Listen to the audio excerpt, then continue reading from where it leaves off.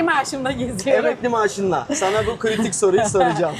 Emekli maaşıyla dünya geziyorum. Ben şöyle kameranın arkasına doğru geçiyorum. Sana Okey. bugün seyahatinle alakalı sorular soracağım abla. Tamamdır, tamamdır. Öncelikle İzmirlisin sen de benim gibi. İzmirliyim, aynen İzmir'den Süper. geldim. Balçova'da yaşıyorsun. Balçova'da yaşıyorum. Harika. Bir hafta oldu buraya geleli. Bir haftadır Vietnam'dasın. Aynen bir haftadır O zaman ilk Vietnam'dayım. sorumu Vietnam'la alakalı sorayım. Sevdin mi buraları? Vallahi ben zaten Güneydoğu Asya'yı bayılıyorum, çok seviyorum. Vietnam'da çok sevdim. İnsanları bir kere çok samimi, çok iyi, güler yüzlü, bir şey sorduğun zaman hemen cevap veriyor filan böyle. Vietnamları çok sevdim. Gerçekten iyi insanlar yani. İlk Ho Chi Minh'e geldim. Bir hafta oldu zaten geleli.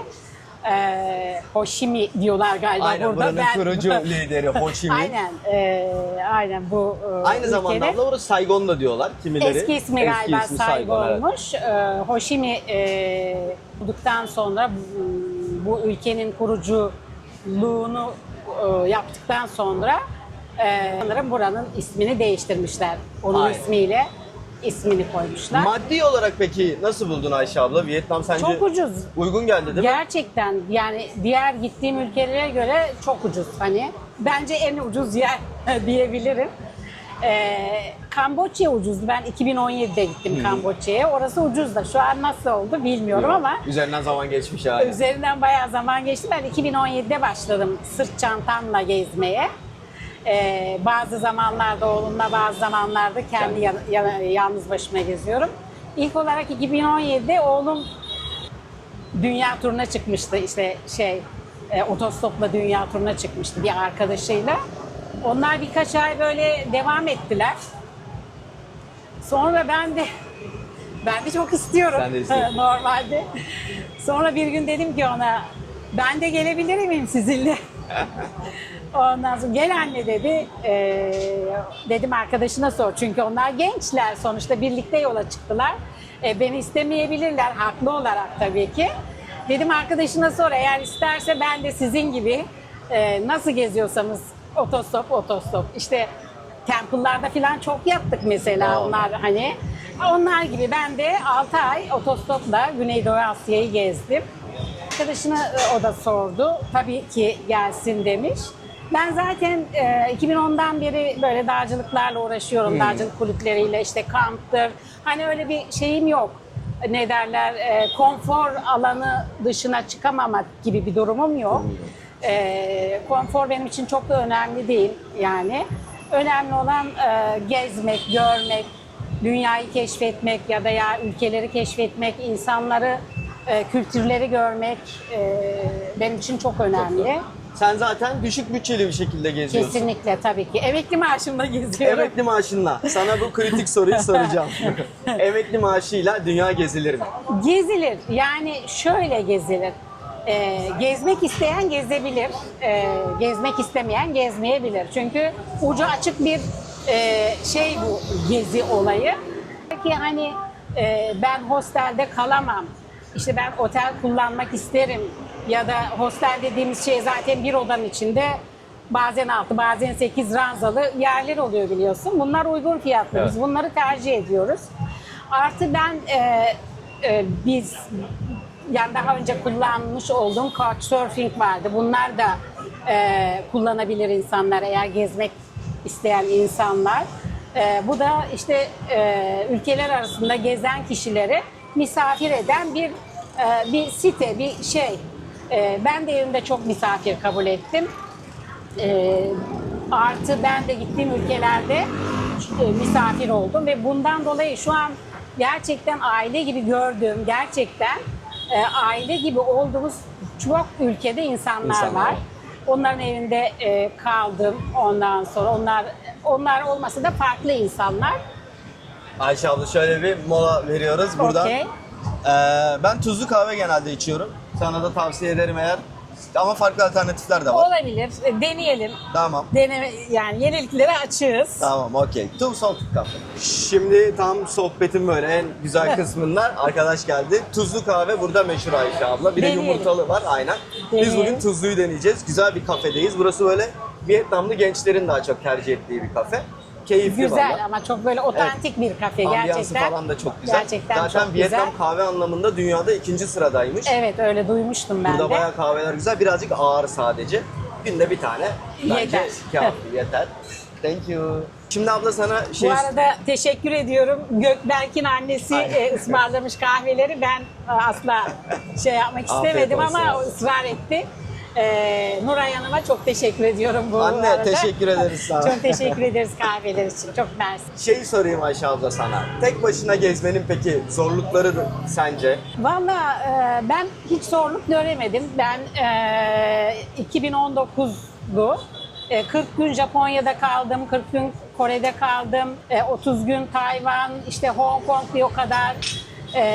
Hani 5 ay, 4,5-5 ay falan tek gezdim ama bu arada oğlumla da arada karşılaşıyoruz. Denk geliyorsunuz. Tayvan'da bir gün karşılaştık. Ben gidiyordum o ülkeden, o oraya geldi. Şunu demek istiyorum, yani bana bir zorluk yok, olmadı daha doğrusu. İyi niyetin varsa hep karşına iyi insanlar çıkıyor Çok doğru. zaten. O yüzden dolayı hiçbir zorluk yaşamadım. Bir de cep telefonlarımız olduğu için sıkıntı olmuyor. Değil mi? Artık kolay bir şekilde Çok halledebiliyoruz. kolay. Yani çok eskiden belki 10-20 sene önce seyahatler zor olabilir ama şimdi bu akıllı telefonlar olduğu için nereye gideceksin, nereden işte otobüs bileti alacaksın, işte hostelini nasıl bulacaksın falan, bunlar gerçekten çok kolay artık yani. Artık ChatGPT şey bile yapıyor. Ben bu kafeyi çekiyorum ve bana burada şunu içebilirsin. Şöyle Evet, yapıyor. evet, öneride bulunuyor teknoloji ChatGPT. o derece Evet. gelişmiş Evet, vaziyette. artık onu bile kullanmaya başladık yani. Ayşe abla, bizi şu anda böyle emekli olan ve daha önce hiç seyahat etmemiş izleyenler olduğunu biliyorum. İngilizce konusunu sana sormak istiyorum. Dil problemi yaşıyor musun veya bunu nasıl çözdün? Şöyle, dil problemi ben yaşamıyorum. Yani çok güzel bir İngilizcem yok. Kendimi yetecek kadar İngilizcem var. 1-2 sene kadar Amerika'da kaldım ondan sonra. Bir de yol gerçekten insana çok öğretiyor. Hani bilmediğin şeyleri bile. Çünkü mecbursun. Bir şeyi soracaksın. Hani içindeki var olan geçmişte hani okuldan filan insanlarda olur ya İngilizce. Ama dışarı çıkamaz çünkü biz kendi ülkemizde olduğumuz için konuşmadığımız için o orada bir kalır. Kalıyor, evet. Fakat konuşmak, thank you so Thank much. you. Konuşmak zorundaysan o içindeki bildiğin şeyler çıkıyor ortaya. Evet, dışarı çıkıyor, doğru. Dolayısıyla bunu hallediyorsun. Yani biraz da içinde varsa ben bunu öğrenmem gerekiyor. İşte yollarda daha kolaylık olur benim için diye düşünürse insan. Hani biraz olsa güzel olur yani. Çünkü havaalanlarında şeyde filan hani az biraz olsa güzel olur. Ama yoksa da aslında ben çok insanlar tanıyorum. Sıfır İngilizceyle dünyayı geziyor. İşte elinde telefon translate'le filan. Bir de vücut dilini de kullanıyorsun. Ve bizim ülkede maalesef şöyle bir yanlış bence kanı var. Sadece işte Türkiye'de yaşayanların İngilizcesi kötü gibi düşünülüyor. Ben dünyanın birçok farklı ülkesinden Aynen. gelip hiç Tabii. İngilizce bilmeyen Kesinlikle. ve yine gezen insanlarla da tanıştım. Kesinlikle katılıyorum. Burada da herkes İngilizce bilmiyor. Bir şey sorduğun zaman İngilizce bir şey soruyorsun. Bilmeyince vücut dilini Beden dili aynen o. Her şeyi devreye çözüyor. sokuyorsun yani. Öyle İngilizcem biraz var yani. Yetiyor bana hani. Süper. Fena değil Son diyelim. anlarda da Yeter. benim de başvurduğum Google Translate. Gerekirse o yani. aynen. Ya Türkçe, Vietnamca yapabiliyoruz. Tabii Onları da işte dedim ya, halledebiliyoruz. akıllı telefonlar artık o kadar yardımcı ki insanlara. Evet. Yani bunun için korkup da gezmeye çıkmamazlık yapmasın insanlar. Benim İngilizcem yok. Nasıl gideceğim? Şimdi bazı insanlar diyor ki sen nasıl yolu buluyorsun? Otobüsle gideceksin. Otobüsün biletini nasıl alıyorsun? Veya işte otobüsten indin, gideceksin, kalacaksın o otele ya da hostele nasıl gidiyorsun? İşte şunlar. Her şeyi halledebiliyoruz. Telefonlar gerçekten çok yardımcı bu konuda. Hiç sıkıntı yok. Herkes çıksın, yola çık. Yola çık. Yol açık, yola çıkın yani. Korkmayın yoldan. Gerçekten güzel yani. Bir de yola çıktığın zaman insan değişiyor yani. Hayata bakışın değişiyor. Daha toleranslı bir insan oluyorsun. Özgürlük bir de yani hani çıktığın zaman yola.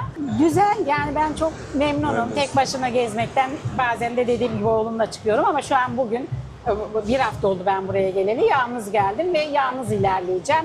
Belki 1 ay, 1,5 ay falan burada kalmayı düşünüyorum. Yani şu an en alttayım güneydeyim, kuzeye doğru Dönüş böyle. biletin yok zaten. Hayır, güneşi Açık bıraktın. Kafana nereye? göre. Ben oraya gibi düşünüyorum. Şimdi birkaç gün sonra yukarı doğru çıkış yapacağım. Aradaki şehirleri gezeceğim. Daha sonra belki 1,5-2 ay sonra bilmiyorum. Laos'a geçeceğim. Sonrasını bilmiyorum. Allah kerim belki. Bu arada deneyimlerini hem Instagram'ından hem de YouTube'a yeni Evet, başlıyorsun. Evet, Anlatacaksın sırt çantalı anne diye. Anne Ben zaten olarak. aynen açıklama kısmına linklerini bırakıyorum. Aynen. Oradan takip edebilirsiniz. Teşekkür ederim. Aşağıda kahvelerin bir tadına bakalım mı? Senin merak ediyorum yorumunu. Bakalım. Bu bildiğimiz böyle tuzlu kahve. Evet. Çok buz atıyorlar. Buzu çok seviyorlar burada. Deneyelim. Böyle geceleri bazen görüyorum motorların arkasına koca koca buzları yüklüyorlar. Evet. Burada çok buz. Tüm restoranlara o buzları taşıyorlar. Bu zamana kadar kaç tane ülke gezdin Ayşe abla? 24 24. oluyor. O süper. Şöyle ki şimdi ben gezmeye çıktığımda hani böyle 2 gün bu ülkede 3 gün 5 gün kalıp gezmiyorum. O yüzden dolayı daha önce de 24 oldu. Hani bir ülkede en az 1 ay 1,5 ay falan kalıyorum. Çünkü onu içime sindirmek istiyorum. Yani gerçekten o ülkenin kültürünü daha iyi görmek, benimsemek istiyorum hani. İnsanlarını tanımak, ne bileyim, yiyecekleri, içecekleri, her şeyleri farklı çünkü Güneydoğu Asya'nın gerçekten. O yüzden dolayı bir ülkeyi gerçekten tanıyacaksan ya da tabii ne kadar tanırsın ama sonuçta biraz daha böyle tanıyacaksan hani böyle 15 günden fazla, en az Evet, 15 gün ben de ama ben katılıyorum. 1 ay, 1,5 ay kalıyorum gittiğim yerlerde. Belli bir bütçem var diyelim. Benden örnek gidelim ve ilk defa yurt dışına çıkacağım. Gittiğin ülkeler arasında ben olsaydım şurayı listenin başına yazardım dediğin yer neresi olur? Şöyle- Ya da kısa bir tatil için bir aile de bizi izliyor olabilir. Çalışan, kısıtlı vakti vardır mesela. He. Sence nereye gitsin? Önceliğin var mı? Valla ben şimdi kimisi işte Doğu Asya'yı sever, işte Japonya tarafları. Kimisi Güneydoğu Asya'yı sever, bu bölüm yani Kamboçya'dır, Tayland'dır filan. Tayland'ı ben tavsiye ederim. Tayland. Çünkü şöyle orada yani Tayland'ı ya her yeri seviyorum aslında. Hani illa şurayı ben daha çok seviyorum diyemiyorum. Diyemiyorsun. Çünkü her yerin ayrı güzellikleri var. O yüzden dolayı her yeri seviyorum. Ben Kamboçya'yı mesela çok seviyorum. Ben de çok Siem sevmiştim, Reap'ı evet. Harika bir şey. orasını çok seviyorum. Hani her ülkenin güzel şehirleri var, seviyorum. Ama hani böyle birkaç günlüğüne, bir haftalığına Tayland'ı severler diye düşünüyorum. Bence de deniz tatili de var. Güzel Aynen. farklı bir lezzetler. Aynen. Kuzeyinde ayrı bir ambiyans var. İşte ortalarda ya da güneyinde ayrı bir güzellikler var. Dediğin kişiler Tayland olabilir Tayland diye olabilir. düşünüyorum. Belki Vietnam da olabilir ama biz zaten farklı şehirlerini gezmediğimiz Evet, için. ben ilk Sen daha yeni geldin zaten daha bir hafta maşallah. oldu gelen. Onun için burayla ilgili çok fazla yorum yapamayacağım. Evet, yorum yapamıyoruz. Tayland'ı çok gezdim. 2 aydan fazla gezmiştim oraya, orada kalmıştım. O anlamda orayı tavsiye ederim yani. Ayşe abla şunu da merak ediyorum. Sence tabii her gün aynı değildir ama Türkiye'deki bir günlük harcamanla mesela Vietnam'daki bir günlük harcaman arasında denge var mı? Vallahi burası bana çok ucuz Daha geldi. mı az harcıyorsun burada? Aynısını ben de yaşıyorum. Şimdi orada süpermarkete gidiyorsun, alışverişlerini yapıyorsun, yemek yapıyorsun filan. Gerçekten daha pahalıya geldi Daha pahalıya yani bana. İşte bir sandviç aldım dün işte kahvaltıda mesela. 60 TL'ye geldi. İçi yumurtalı. Ben çok etli bir şeyler sevmiyorum. Ondan sonra kaldığım hostel mesela $4,5. Bu da neyi tekabül ediyor? Yani 130 lira falan gibi Öyle bir şeyler. tekabül ediyor. Bu 130'u da çarpı yaparsan, 30 gün yaparsan çok ucuza geliyor. Bizim İzmir'de ev kiraları şu anda yani benim bulunduğum yerde 20 bulamazsın zaten, Bulamazsın. 20-25 bin lira ev kirası. Burada 5-6 bin liraya bir ayını geçirebilirsin. Hostel olarak söylüyorum, gezgin olmak isteyenler için. Ama odalar da var bildiğim kadarıyla. Evet, yukarıda. Az biraz pahalı yani. ne bileyim 10 bin liraya falan sanırım kendine ait bir ev gibi oda tutabilirsin.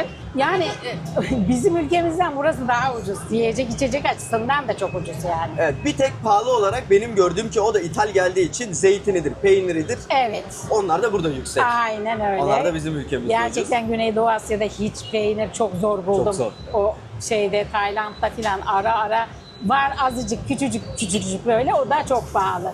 Bir tek onlar zeytin, peynir, süt ürünleri gibi şeyler. Sana şeyi de şimdi lafı açmışken senin güzel yemek yaptığını tahmin ediyorum. Zaten teşekkür ederim. İzmir'den boyoz getirdin. Kendin demek, hazırladığın ne demek, bir şeyleri afiyet yedik. Hepsi olsun. çok Ne lezzetliydi. demek.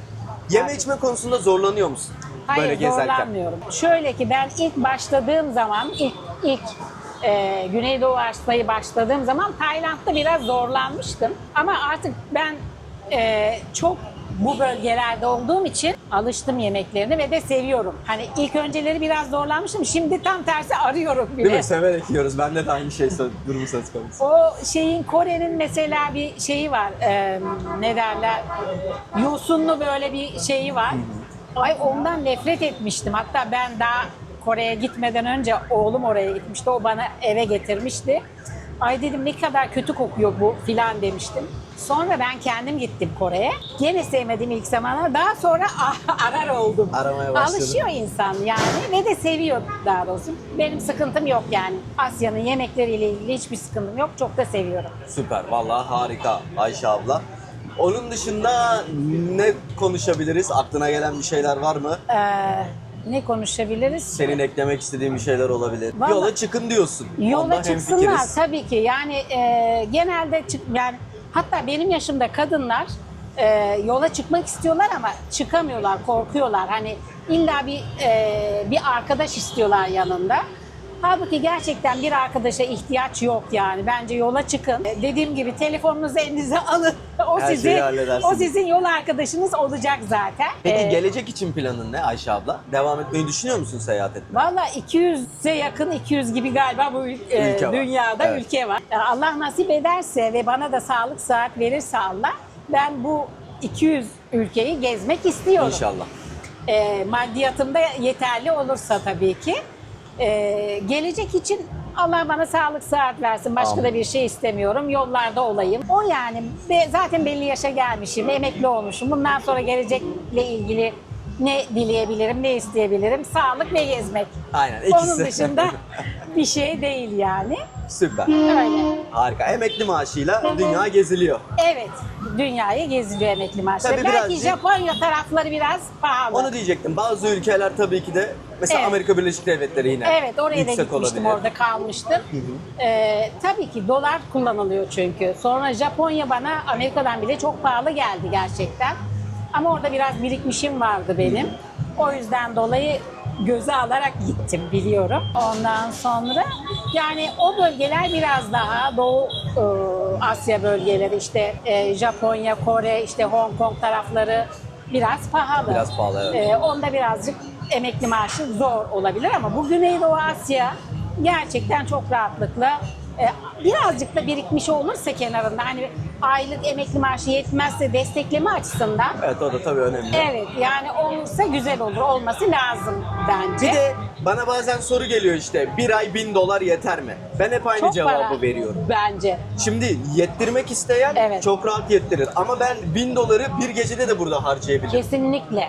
O çok çok para kişisel. derken hani onun altında da parayla gezebilirsin. Biraz daha altında da, çünkü bizim ülkemizin emekli maaşları 35 bin lira değil. Şu anda galiba dolar 35 ise 36 mı 35 mi bilmiyorum, 35 kabul edersek 35 bin lira para yapar $1000 para. Yani ben $1000 paradan altında gezmeyi düşünüyorum şu anda. Evet. Çünkü ben $1000 almıyorum emekli maaşı olarak. $2000'la da $3000'la da senin dediğin gibi gezersin. İşte bu para harcamanın sınırı yok aslında. Aynen öyle. En minimumda istiyorsan gezebilirsin ya da tapa kadar çıkabilirsin. Çıkabilirsin. O kişinin zevkiyle alakalı, bütçesiyle alakalı olan bir durum yani hani. Ama benim çok param yok. Yani biz o yoldan gidiyoruz ya şimdi. Ama benim çok param yok. Emekli maaşımla gezebilir miyim diyenlere azıcık kenarında birazcık köşesinde olsun, yetmediği zaman destek açısından çıksınlar yola. Çıkabilirler bence, olur yani. Süper. Olur Buradan bu bütün iş. bizi izleyen, yaşça benden büyük olan emeklilere ben de sesleneyim, Sen yola çıkın benim diye. oğlumun küçüğüsün. Benim Aynen. oğlum 35 yaşında. O yüzden Ona da buradan selam söyleyelim inşallah. Onunla da denk geliriz, canımını da görüşürüz. öpüyorum buradan. O bugün o şu anda İzmir'de. Öyle yani. Süper. Ayşe abla benim aklıma gelen tüm soruları sordum. Senin Çok eklemek güzel. istediğin bir şey var mı? Valla şu an başka da aklıma gelen bir şey olmadı. Yine soruları olursa izleyenlerin yorumlara Aynen, sorular yazabilirler. olursa tabii ki cevaplarız. Mesela gittiğim ülkelerde şunu söylemek isterim. Tabii. Çok güzel insanlarla tanışıyor insan. Ben o kadar güzel insanlarla tanıştım ki mesela Couchsurfing'i kullanıyoruz işte bir keresinde. Yine o Kadir, yani oğlumla birlikte gezerken. 3 kişiyiz bu arada. Kamboçya'da bir Fransız kadın kabul etti bizi. İşte orada kaldık filan. 2 gün mü kaldık? Hatırlamıyorum. 3 gün mü kaldık? Neyse. Oradan Kohronk Adası'na geçeceğiz. Sonra ben 3 gün sonra artık 6 ay doldu. Ben biraz yoruldum. Dinleneyim deyip eve döneceğim. Kadın da evin sahibi Kohronk'ta biz bir hafta kalacağız ve ben döneceğim, biletimi aldım İzmir'e. Kadın da o tarihte Fransa'ya gidecek, ailesini ziyarete gidecek. Neyse biz Kohronk'a gittik, havaalanına geldik. Beni uğurlayacak işte oğlum arkadaşı. Bir baktım Fransız kadın işte Fransa'ya gidecek filan. Dedi ki Kadir'e, Couchsurfing'den başka bir yer buldunuz mu kendinize? Hani annen gidecek ama siz sanırım buradasınız filan dedi. Ondan sonra Kadir dedi ki yok bulmadık yani dedi. Hiçbir şey söylemedi kadın. Direkt Çıkartıp bakın elinin çantasından anahtarı çıkardı. Ya o kadar bak şu an bile çok duygulanıyorum yani. Bunun gibi çok şeylerle karşılaştım. Anahtarı çıkardı, Kadir'in eline verdi hiçbir şey söylemeden. Al dedi bunu dedi. Rezidansta oturuyor kadın bu arada. Al bunu dedi, gidin dedi, kalın. İstediğiniz kadar kalın. Ben zaten Fransa'ya gidiyorum. İstediğiniz kadar kalın dedi. Ve de dedi motor var aşağıda dedi. Büyük bir işte rezidans. Onu da kullanabilirsiniz dedi. İşiniz bitti. Ne zaman terk etmek istiyorsunuz? Aşağıya bırakın anahtarı dedi. Çıkın gidin. Çıkın gidin dedi. Dünyanın her yerinde böyle iyi insanlar var. Gerçekten yani böyle kişilerle çok karşılaştık. Dediğim gibi aile gibi gördüğüm insanlar da böyle var. İşte Kore'de filan böyle. Yani dünyada çok güzel insanlar var. Eğer sen güzel bir enerji veriyorsan, güzel bir etkileşimin oluyorsa ve iyi niyetliysen sana iyi niyetli insanlar geliyor. Böyle yani yola çıkın. Gerçekten yolda çok güzel insanlarla karşılaşıyorsunuz. Ve de dünya güzel yani. Siz güzelseniz dünya da güzel. Dünyada. Çıkın dünya. Ben de şöyle kadrajı Ayşe ablanın hemen yanına geleyim. Bizi izlediğiniz için teşekkür ederiz. Ayşe abla sana da ekstra teşekkür Ne demek, ederim. ben teşekkür Konuk ediyorum. olduğun için. Ben teşekkür ediyorum. Bana abone olmayı unutmazsanız sevinirim, yorum atabilirsiniz. Aynı zamanda Evet. Ayşe ablaya da abone olmayı unutmayın. Onun da açıklama kısmına bırakıyorum. Sorularınız olursa yine bize yazabilirsiniz. Elimizden geldiğince yardımcı olmaya çalışırız.